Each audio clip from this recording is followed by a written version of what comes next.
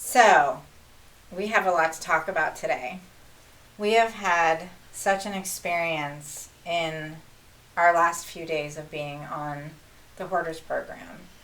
And I think we all can say that it changed our lives. Definitely. Agree. I think it definitely brought me closer to the two of you. I think just having this experience where we had to dig in with a lot of mystery that surrounded what we were about to do. We really didn't have any information, and we didn't have a professional organizer that was in charge of us, which is what we were told. And then we get on the set and we find out we're the professional organizers on the show, and that it's the worst they've ever seen. Yes. So I think the fact that we're still smiling after kind of going, through 4 days of filming, which is something that we've never done before, is interesting. And I'd like to hear like how you guys were feeling the night before we went in to do this show. For me, it was a little bit of a sleepless night because we're so used to meeting our clients ahead of time, and we're so used to being to the space and knowing what we're walking into. And we had absolutely no idea what we were walking into, not to mention there were going to be cameras watching us. Everywhere. Yeah. Those little GoPros were everywhere, and they had those little flying drones too.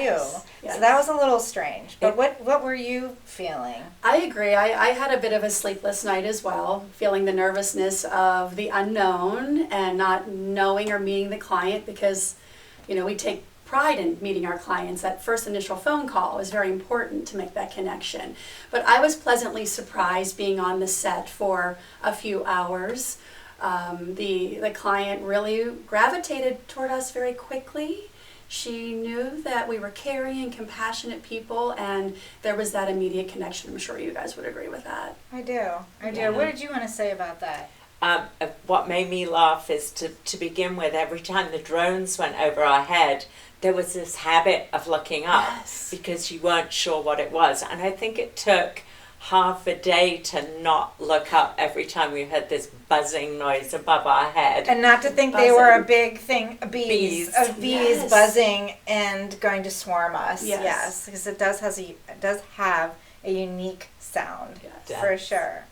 And one of the producers had Sandy and I making boxes from U-Haul.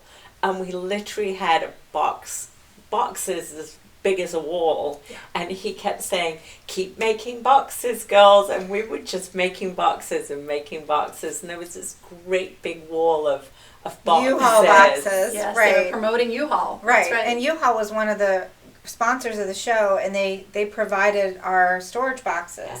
So that when we had stuff that we needed to put aside that they were keeping, like furniture from the house that she was holding on to, that had a safe place. And I think we put memorabilia in there. So I think that part was really interesting.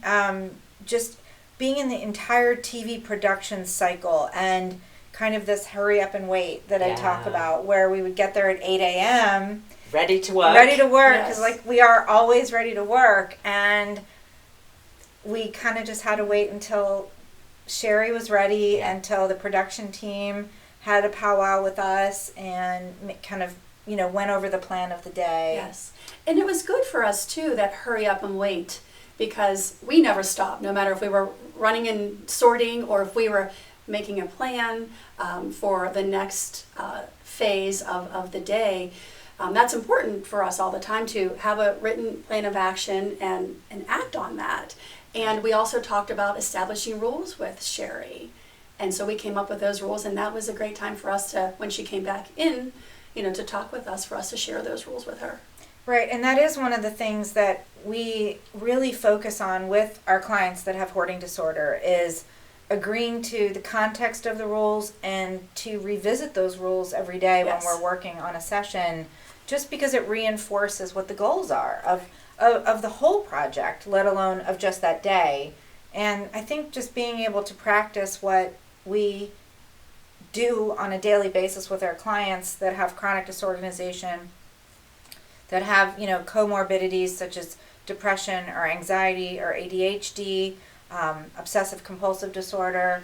I mean, whatever those things are, we're trained to manage expectations around those and not treat it just like someone that was having us come in to organize a room or a basement or redo a closet. Yeah. So, and I saw, the patience level in both of you really just, like you are with our clients every day, but it was interesting because it seemed like we forgot about those cameras after a while. Yes. Yeah. And it just kicked in what we do by instinct and by habit. Yeah, And you if agree? Ceri Yes. needed someone to hold her hand, or we had a powwow where the four of us all had held hands in Yeah. a circle and just told her we were there for her, Yes. that we were there to save the things she really wanted. We weren't going to just throw them out, that we were there on her side. Right. And I think when the director told us on day 3, because she saw the connection on day 2 with us happening where Ceri was being compliant with us and those rules that we set up, like let's have this many pairs of black pants, let's have this many dresses. We had those tarps out, remember? And I know there was some very specific things she was very focused on finding, like the jewelry bag you were talking Yes. about, the prom gown for her daughter, and just a couple of other things. And we were lucky we found like 2 out of 3 of those things. That the GI Hall guys unearthed a couple of things, Yes. and I remember running the dress out to the daughter and just being really happy, and she was really happy. But I guess that day 3 was a big pivotal point because we were able to start out with the rules that we had developed on day 2. And that made that flow go by faster. And then literally digging in with shovels on the second floor on day 3.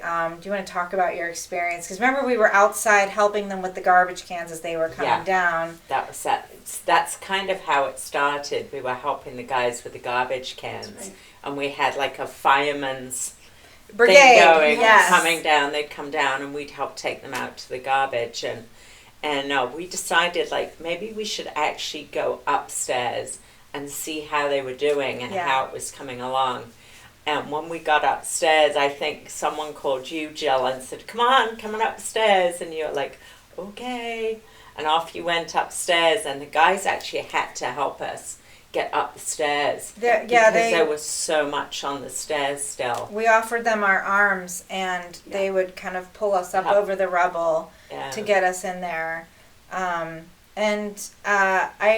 really have to say, and I like you talked about this because you were up there for quite a bit with us too, is that working side by side with the GI Hall guys, I think was also life-changing. I think those are friendships that we'll probably have for life. Right. Yeah. Because once you go through something like that where you're actually digging through 5 feet of possessions of someone's life, you're basically at an archaeological dig. Yeah. But you're also experiencing, emotional reactions, physical and physiological reactions.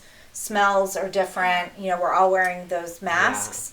And I think, too, when I saw a bunch of tired guys on day 3, Mike from GI Hall said, I'm really glad you girls came up because we needed direction, and you know how bossy I am. I just started shouting out orders, and I think we motivated them. we really I did. think they thought if these 3 girls can come up and pick up shovels and shovel, even though we're tired and we don't like the smell either, we can work harder. And I really feel that they actually worked harder because we went up to help. And I think we all motivated each other to get this done, because I think we really realized that everything they wanted to get done wasn't going to happen. Right. Because there was so much. There was too much. There was that too much. They had to give up on one room and said, look, we just need to focus so we can get them a bedroom, that we can get them a bathroom. So we changed a little bit midstream just to make sure we could make this happen. And they didn't have hope. Remember, the guy said, well, there's no way we're going to get through this. And I said, yes, we will. and we came up with a whole chain of a new chain of our bodies going towards the dumpster window. And so we set up another fireman's brigade through to go to that window. And that's how we were able to finally bag, move, shove, and drop.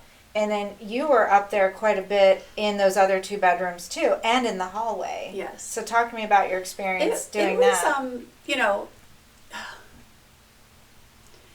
I want to say it could have been out of my comfort zone, but, you know, we all know how to hold a shovel, and certainly my dad showed me how to dig when I was a child, and we just did it, and we did it for helping out for the team, and we did it for the client, so it was going to be a better end result. And you know, you put the smells and the things that were in front of us, you put it behind you, and you just keep moving forward. And I remember you being such a cheerleader, both of you upstairs, just being such a cheerleader for everyone up there, and the guys certainly appreciated that. They did. They did. They really thanked us, and we thanked them. And I think it was such a really good collegial experience for me. Yes. And one of the things that I thought was interesting in terms of the client's reaction to us on the 3rd day was the trust had built up so high that when she said to us, I trust that you girls will help me make the right decisions, as the stuff was coming down in buckets, in cans,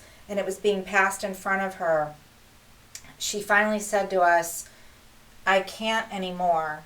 I need you to help me see if this stuff is worth saving or not. And we did. If there was something, we put it on that table. Yes. And she was able to go and review it, and then she was able to make that decision if it was able to be donated or not. So then by day 4, we are now at that place where the trust is built up. Everyone understands how the system's going to be working. We had the HVAC guy come in, give her all new heating, the plumbing. I mean, we didn't do this. The Hoarders production team took care of those details. But we gave her that space in which to have a new kitchen, to have a better bathroom, to have a bedroom. When the beds came in that Hoarders supplied, you know, with local vendors, it was so neat how the local community really rallied around this family and gave an in-kind, you know, consideration for a lot of these products and services. And the cleaning company came in. We made the beds. And just having that space to know that they could have kind of a blank slate in which to begin again, even though I believe they did not accept the aftercare. No. Is that correct? Yeah. Dr. Tolan offered them services through a local Department of Human Services office, and I believe that was turned down. But really this goes back to the clients always being ready or not ready. And when she is ready. And maybe we planted some seeds of readiness and showed her that she could indeed, with support, make really good decisions, which she really did do. True. I'm hoping she can carry on and finish the rooms that weren't completed. Right. Because there was so much. And that what I remember is her running away one day and saying, I can't do this anymore. And I chased her down the street. And then who else chased you? All the cameras. Yes. Yeah. Just chased her down the street and said, let's stop. Let's talk. You know, let's talk away from the cameras. And I said, it's going to be okay. Everyone's here for you, so you have somewhere to sleep, so you don't have to sleep in your car. So you have a working bathroom and a kitchen. And I said, come on, let's go back. Jill, Sandy, and I have it. We're going to make sure that the Lego doesn't get thrown away or the jewelry doesn't accidentally get thrown away. And she was like, okay. And it was kind of funny to walk down the street with her talking, and all of a sudden I see the presenters and the cameras all coming towards us, you know, trying to find out why she ran away. And so it was interesting. It was an interesting experience. You know, and as I look back, and, you know, it still feels fresh to me, that feeling of not knowing what to expect with a television experience, but knowing exactly how to handle someone that is struggling emotionally because of too much stuff, Yeah. that was what saved all three of us, I think, and kept our heads on our shoulders despite all of the changes, Yeah. all of the challenges, changes, the pressure of deadlines, which we never impose on our clients like No. that. So I just think, I think the show's mission is a good one. Yeah. But I will stick by what we do every day over being on on Yes. TV. The one thing that I thought was really nice is the producer would talk to us because she had a headset on, and when they went and revealed the room upstairs to Ceri, she burst out crying and said, "I couldn't have done it without the girls." Yeah. So she kind of gave us a Yeah. go girls kind of Yeah, thing. she was very appreciative. She was. Yeah, she was very appreciative of us, and I know she butted heads quite a bit with Corey and with Dr. Tolan and with her own family, but we are sort of Safe place. a safe place, a safe haven. Yes. Yeah.